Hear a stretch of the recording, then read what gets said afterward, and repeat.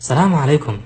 marna ma isweydiisay xagga ay ka bilaabmatay colaadda labada Kooriyo maxaa sababay in ay kala go'aan muddo intee leegsa ayay socotay colaadoodu arrimahaasi oo faahfaahsan ayaanu ku qaada dhigi doonaa barnaamijkeena 1997 waxay ahayd qariirada Kooriya mid ku dhisan hal siyaasad waxay ahaayeen dad jecel oo wax colaada haba yaraatay aysan dhex oolin waxayna lahaayeen hal madaxweyne balse markay Japan horumarka ka gaadhay dhinaca dhaqaalaha waxbarashada iyo warshadaha isla markaana ay dhinac walba kaga sareysay Kooriya waxa ay falkeeda gashay qorshihii ay ku qabsan lahayd Kooriya 1902 ayaa Kooriya dhexdeeda markii u horeysay waxa laga dhex jeexay leen xad ah si loo kala qaybiyo dalka arrinkaasina waxa ka dambeysay Japan iyadoo isla markaana u arkaysay in ay kula wareegi karto dhammaan Kooriya in ay kala qaybiso dalka 1910 ayaa dalka Japan waxa ay ku guuleysatay in ay guud ahaan la wareegto Kooriya iyadoo isla markaana haysatay 1910 ilaa iyo dhamaadkii dagaalkii labaad ee adduunka 1945 waxayna haysatay muddo 35 sano isla sanadkaasi 1945 Mareykanka ayaa waxa uu heshiis kula galay midowgii Soviyeeti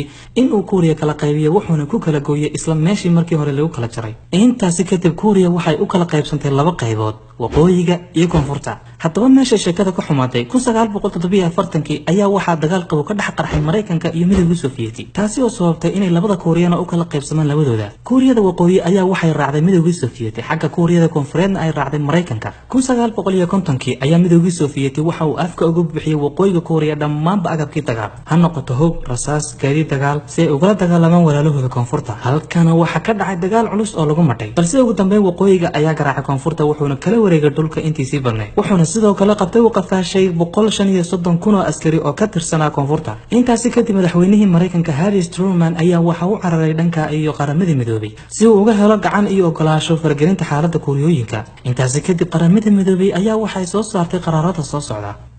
in dib looga celiyo waqooyiga Kooriya dhulkii ay qabsadeen 2 in la dhiso guddi ka tirsan qaramada midoobay oo u qaabilsan kan warhaynta xaaladda Kooriyooyinka isla markaana ku sameeyay kormeer 3 in waqooyiga Kooriya laga jaro wixii caawimaad ah ee loo fidin jiray intaasi kadib qodobadii ayaa la bilaabay dhaqangelinteeda iyadoon la isku wada waafaqin midowgii Soviyeeti ayaa arrinkaas u cuntumi waayay Mareykanka ayaa waxa soo raacay 15 dawladood oo ka tirsan qaramada midoobay 15 kaasi dawladood soo raacayna waxa kamid ah Canada, Australia, Switzerland, Britain, Faransiiska, Koonfur Afrika, Turkiga, Greega, Thailand, Holland, Ethiopia, Colombia, Philippines halkaasina waxa dagaal wada jir ah ka qaaday koonfurta Kooriya Mareykanka iyo xulafadii hogaaminayay iyadoo si wada jir ah u weerareen waqooyiga Kooriya intaasi kadib waqooyiga Kooriya ayaa la riixay oo loo sii dhaweeyay xadka China balse arrinkaasi China ayaa ka digay oo ka dhiidiyay isagoo oo sheegay in xuduudiisa lagu soo dhawaaday balse natiijadii ka dhalatay digniinta China ayaa waxa ay noqotay inuu ciidan u soo diro dalka waqooyiga Kooriya si ay u garab istaagaan taasi oo sababtay inuu mar kale waqooyiga Kooriya ku guuleysto inuu xadkiisa hore dib ugu soo noqdo 1950 ilaa 53 ayaa xadka labada dal isku haystay dagaalkeena wuxuu joogsaday